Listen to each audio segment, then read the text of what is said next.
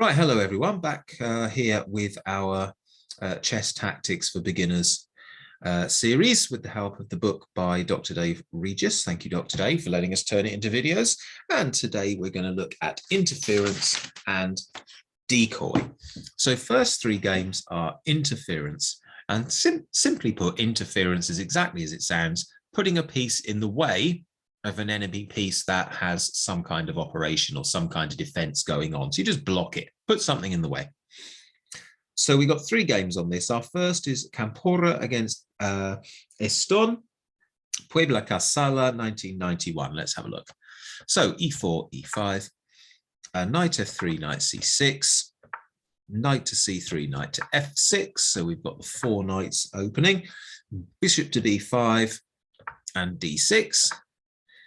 d4, bishop to d7, very normal looking stuff so far, castles and bishop to e7, rook to e1, pawn takes d4, knight takes d4, castles from black, bishop takes c6, b takes c6, queen to f3, rook to e8, and e5 from white, and it's perfectly okay. Position is, so says the computer, at this point 0.00, well, pretty much level, dead level chances, but it won't be in a second because black's next move is a mistake.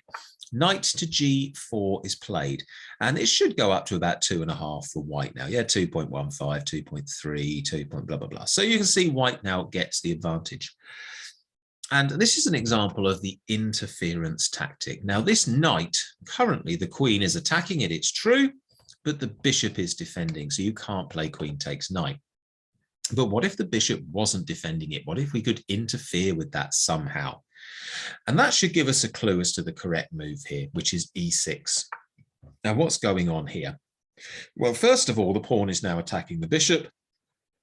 And second of all, the queen is attacking the knight because this pawn is blocking the defense. The bishop is no longer defending the knight because there's a pawn in the way. So what can black do? Well, pawn takes, okay, but just take. No big deal. You've gained a piece. Lovely. White's happy. Bishop takes. Well, knight takes, and this knight is once again undefended, and the knight attacks the queen. So you kind of have to play pawn takes, queen takes knight, and white is again a whole piece up. Okay, what else can we try? Well, we could just retreat the knight. Well, we could, but now pawn takes bishop, and white's still just a piece up. So this really lovely interference move here, e6, is what we're talking about. Putting something in the way of an enemy operation, blocking, interference.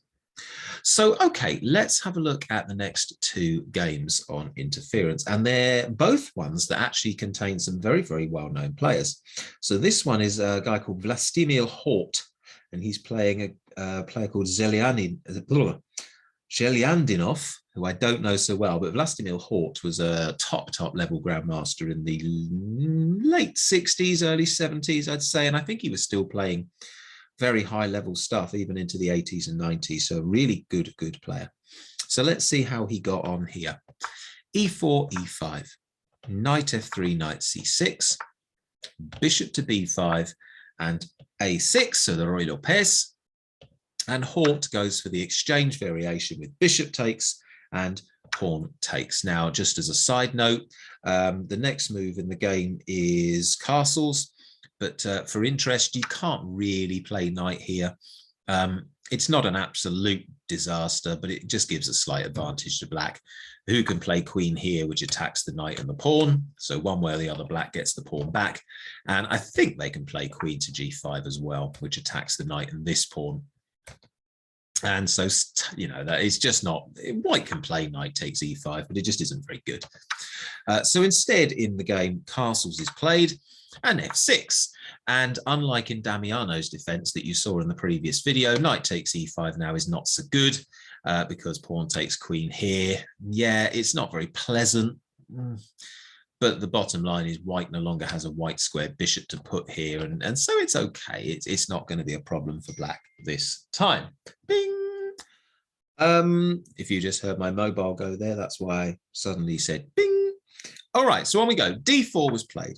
Pawn takes, knight takes, c5, knight to b3, queen takes d1, rook takes d1, bishop to d6, knight to a5, bishop to g4, provokes f3 and gets it, and now black castles. And why is black castled? Well, the thing is, black thinks this. Black thinks that if white plays pawn takes bishop, after bishop takes check, king takes, rook takes rook, the actual material on the board, the pieces on the board, the points total up to be pretty similar. But black's got a reasonably even game. The rook is a bit of a pain in the neck down here. White's quite undeveloped. And yeah, it's okay, you know, plus 0.2, it's pretty level. Okay. So castles, black thinks things are okay. But as you can tell from where the eval bar is, it's actually +2 to white all of a sudden after black castles. And see if you can find the correct move for white here. Bear in mind that the theme is interference, and I've kind of just shown you what black's idea was when they castled, but this is a tough one to find. So if you can work this one out, you'll be doing very, very well. Press pause if you want to have a go. Otherwise, I'll show you in 3, 2, and 1.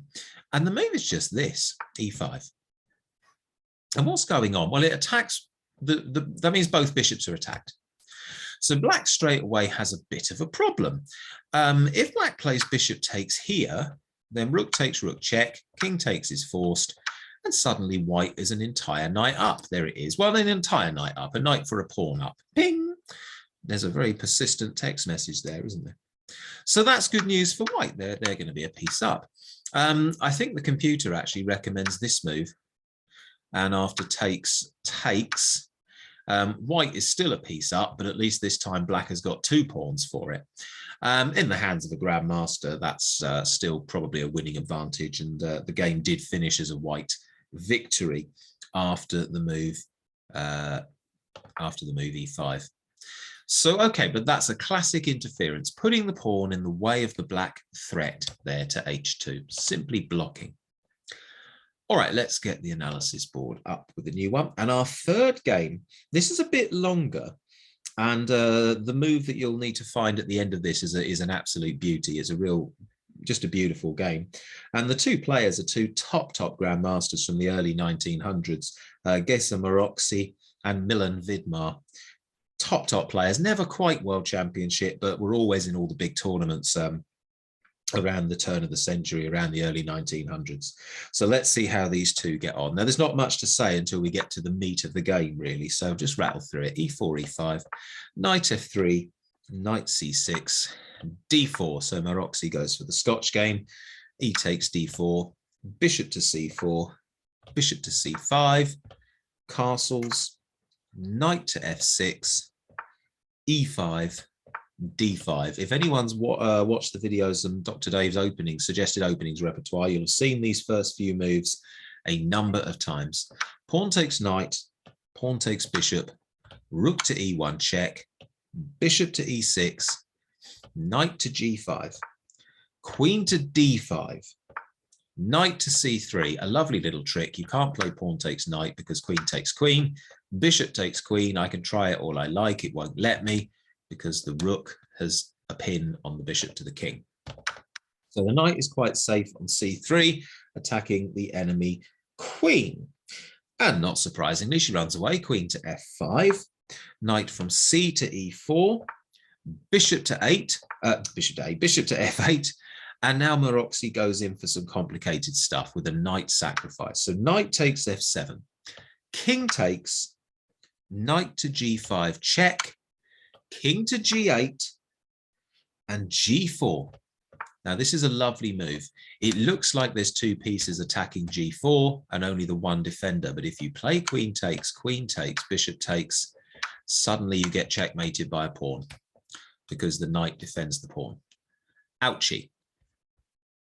So g4 is perfectly playable, and Vidmar plays queen takes f6, takes the other pawn. But this walks into rook takes e6. So the rook's attacking the queen, defended by the knight, and the knight's defended by the bishop. It's a beautiful coordination of the white pieces all helping each other out. So the black queen must retreat to d8. Queen to f3, which is threatening a checkmate on the move. So queen to d7 to protect, to protect that square. And at this point, Geza Maroczy plays an absolutely beautiful interference move. So I've shown you what one of the threats is. And if you want to pause the video now and see if you can find Marochy's wonderful winning move, then please do. Otherwise, I will show you it in 3, 2, and 1. And the interference move, well, the threat that we want to carry out is queen f7 checkmate. So we block the square with the seemingly impossible rook to e7. Well, I mean, the rook can be taken by 3 different pieces. So let's have a look. Bishop takes mate because the knight's defending the queen. Knight takes mate because the knight's defending the queen. Queen takes, and now we've got a different checkmate. Queen to d5, and this diagonal is absolutely deadly. There is no move for the king. The best that black can do is put the queen in the way on one of these 2 squares. And so Vidmar chooses to do that. Normally in Grandmaster chess, you'd resign in this situation because, ouch. But Vidmar, being the gentleman that he clearly was, after rook to e7, this beautiful move gives his opponent the chance to finish the combination. What a lovely rook sacrifice, and just a beautiful example of interference, cutting off the queen from the defense of the vital square. What a lovely game. Okay. Our second 3 games today are on a similar but slightly different theme. And the theme is decoy. And decoy, again, it is an interference in a sense, but rather than putting something in the way, with a decoy, what we try to do is distract an enemy piece away from where it is so that it's no longer defending a vital square. And for our first game with this, we're back to Giacomo Greco, playing NN. So once again, playing somebody we don't know the name of in 1801 in Italy. So let's have a little look. E4. E5, knight f3, oh dear, queen to f6, just a horrid move. Not losing, not a disgusting blunder, but just not very good. Yeah. All right, well, bishop to c4, queen to g6. So, all right, having a little look at this pawn down here. Greco wasn't scared, castled, and sacrifices a pawn. Queen takes e4. And now Dr. Dave's comment in the book says, white invents a fork using a decoy of the black king. So this is what I mean by a decoy. What do we mean by a decoy? So bishop takes f7, king takes bishop, and now knight to g5 is check and attacks the queen. So it's set up a fork. The king will move and knight takes queen. So we've decoyed the black king to a dangerous square, to where we want it to be, so that we can then play this fork. Just go back a couple of moves. So the bishop check that's coming up, decoy the black king, and then we can play knight g5. Of course, black shouldn't play king takes bishop. I assume the correct move is probably king to d8. Yeah, the computer's saying king to d8, but even then it's still +4 to white. So yeah, still not a lot of help. But that's a decoy. So this move with the check to try to drag the king to this dangerous square so we can play this fork and win the black queen. So that's a decoy. Now let's see a couple of other games. And this next one is Metz against Schmeutzer from Baden-Baden in 1990. Okay, right, here we go. So e4, oops, turn those off, don't need those for the minute. E5, oh, f4, we've got an old-fashioned King's Gambit, and d6, which is a bit of a disappointment. So there's nothing wrong with d6, it's just a really passive way to play against the King's Gambit. I was hoping for some fireworks. Perhaps we'll get some anyway. Knight to f3, bishop to g4, bishop to c4, bishop to e7, f takes e5, I've got a funny feeling that my bar might be about to jump. Yeah, there it is, up to +2 and a bit. I think the correct move for here for black is probably going to be bishop takes knight. Let's just have a look. Am I right? No, even bishop takes knight's a bit rubbish, so we'll have to have a look at that in a sec. But after d takes e5, we have a common trick based on a decoy, and it's very similar to the last game. So if you want to press pause and just have a look, work it out, feel free. Otherwise, we'll carry on in 3, 2, and 1. And the correct move is once again bishop takes f7. Because if king takes, knight here is check. The king will move, and knight takes bishop, and white is very handily just 2 pawns up. I just want to go back a little bit just to see in this position what's the best move for black. It's possibly just developing, is there not bishop takes knight, which actually doesn't work. Bishop takes knight isn't going to work, I think, because queen takes f3, and this is just horrid. So yeah, now I look at it after castles as well, you're going to have a rook here. Yeah, just yuck. So forget my suggestion there, it was a horrible suggestion. Computer's actually saying that the best bet for black is not even to recapture the pawn at all, but it's perhaps to play knight c6 and just sacrifice a pawn. But in the actual game, after d takes e5, bishop takes f7, and the computer will probably say, don't take back the bishop. Yeah, the best move is actually to leave the bishop alone. King to f8, and then the bishop will probably just retreat, or castles is accepted. I was going to say bishop to b3, which is the second best move after castles. There's not much in it. So, okay. But yeah, a pattern that is well worth remembering. So in this kind of situation, you will often be able to get an advantage by bishop takes and then leap the knight into check. Not to this square that I'm flashing, obviously, this time because of the bishop attacking, but a nice pattern nonetheless. Okay, let's turn the lines off. One more for this video then. And our final game is Moreno against Padula, 1980. And this is a correspondence game. So this is one of those ones where the players are sending each other their moves by letter. And it's 1980, so it certainly is by letter and not by email. So let's see what happens. E4, E5, knight to F3. Oh dear. It's f5, my poor old favourite, the Latvian Gambit. I feel it's about to get battered again. Never mind, let's see how it goes. So knight takes e5, a knight to c6. Okay, this is the second best move for black in this position. Really, they should just play queen f6, but knight c6, okay, going for complications. D4, queen f6 now is played. Knight to c3, knight takes e5. Knight to d5, which attacks the queen and attacks here, which is, of course, a fork. So that's a bit of a problem. Black plays queen to c6, so gets the queen away from that attack and defends the fork. D takes e5, and this is already very, very good for white. It's already +3. After d6, the bar leaps up to +10.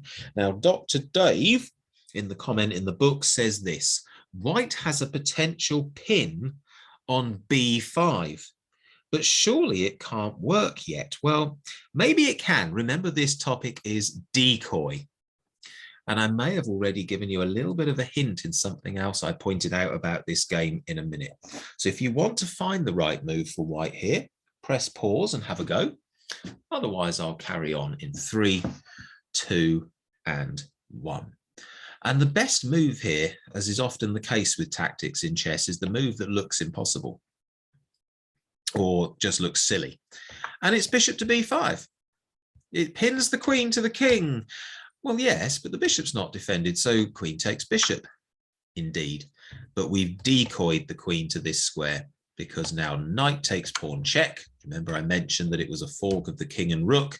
Well, now it's also a fork of the king and the queen. When the king moves, knight takes queen, and white is absolutely dominating a queen up. Okay, that should do there for the chapters from Dr. Dave's book on interference and decoy. And hopefully you'll be able to use interference and decoy in your own games to great success sometime soon. Hope that helps. Thanks for watching. See you next time.